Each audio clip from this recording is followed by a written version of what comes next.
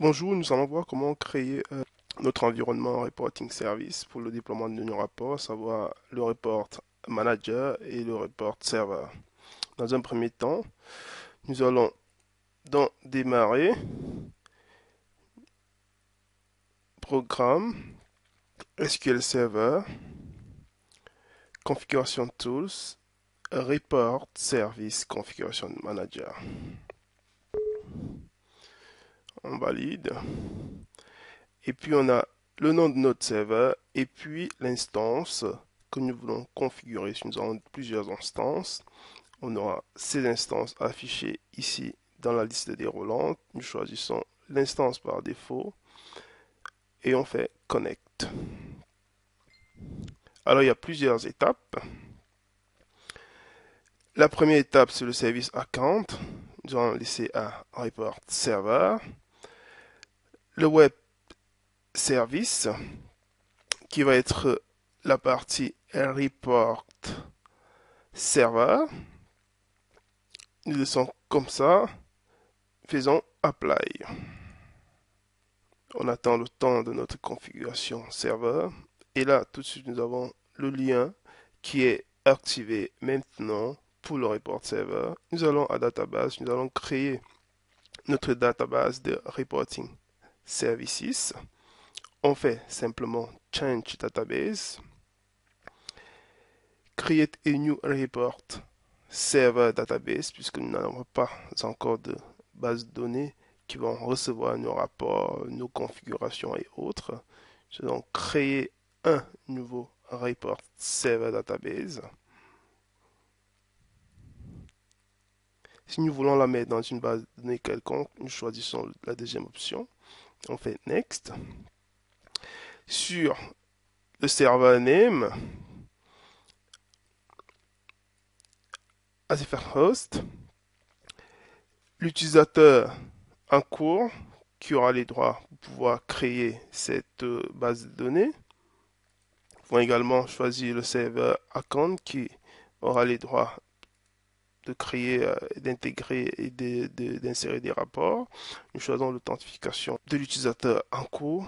On fait le test de la connexion. C'est parfait, ça marche. Et puis on fait Next. Alors la database, elle va s'appeler comment? Report Server. Et la base de données temporaire va s'appeler Report Server Temp. La Report Server Temp, c'est le lieu où les informations sur les rapports sont sauvegardées de manière temporaire.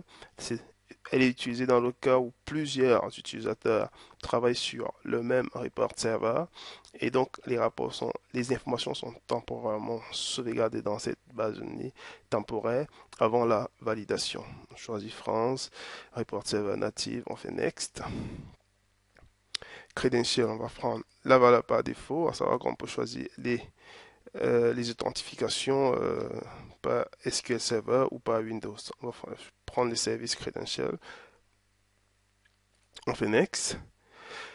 Un petit récapitulatif. Donc, le serveur, ça va être ASFR-Host. Report Server, ça va être le serveur, le report server, la base de données report server, la base de données temporaire, ça va être temp, db. Ça va être en français, ça va être native et ça va être le service account. Next. Voyons que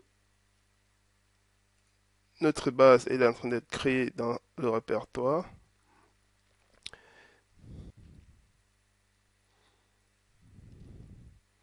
Donc, tout est créé comme il faut. Finish. Là, on a le current report server database, le current report server database credential, c'est report server. On peut changer plus tard. Si on n'en a pas besoin, on pourra toujours revenir pour les modifier. Maintenant, on passe à Report Manager. Report Manager, c'est le lieu où nos rapports seront sauvegardés. Donc, on a dans un premier temps, on a Web Service, ça c'est le Report Server. Et là, c'est le Report Manager qui va nous permettre de gérer toutes les informations correspondant à nos rapports. Et là, ça va être toutes les informations correspondant au serveur. Donc, on passe à Report Manager. On fait tout simplement, on peut changer le nom. On va laisser par défaut le nom report. Donc, nos rapports seront sauvegardés dans le répertoire à report. On fait Apply. Et on a maintenant notre adresse vers notre report manager. Setting mail, on peut mettre des mails, ça c'est pour la configuration des souscriptions. On va pas voir cette option pour l'instant. On va faire simple. Et puis on peut paramétrer les sauvegardes, les backups, et ainsi de suite. On peut paramétrer également les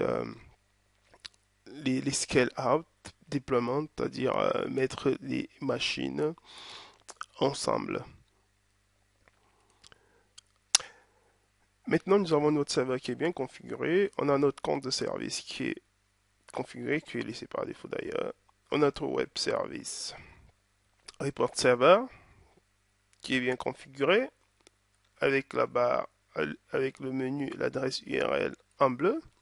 On a nos databases qui sont configurées et on a nos report manager qui est bien configuré.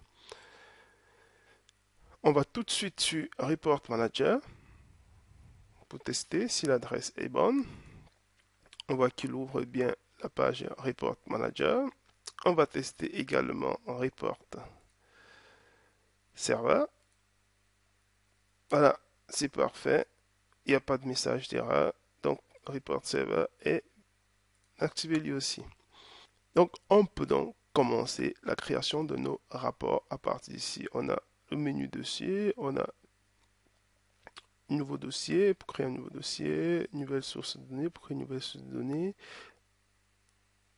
générateur de rapport pour lancer un report bulletin et paramètres de dossier, ainsi de suite, et les menus que nous verrons plus explicitement plus tard. Merci.